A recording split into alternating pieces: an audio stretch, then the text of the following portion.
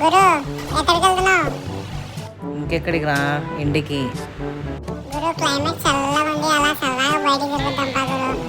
HL time ఇచ్చినావా ఎంత అయిందో? ఆల్మోస్ట్ 9 అవుతుంది. నాయనే కదా గురు, చల్లగా బయటికి వెళ్దాం పదా. అలా ఎక్కడికి వెళ్దాం రా? రైట్ తీసుకోకుండా లెఫ్ట్ తీసుకో గురు, అలా హైవే వస్తుంది. పైకి ఎక్కాను ఫస్ట్ చెప్తా. గురు గురు గురు సార్ సైడ్ చూడు, గ్లోబ్ కనిపిస్తుంది. ఏంది?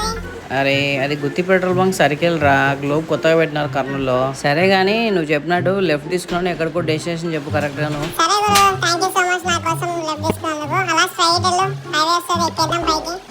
ఎక్కుతాను కానీ ఎక్కడికో నువ్వు డెస్టినేషన్ చెప్పు. అబ్బా గురు, నువ్వు ఫస్ట్ పైకి ఎక్కు, నేను చెప్తాను డెస్టినేషన్ ఎక్కడికో.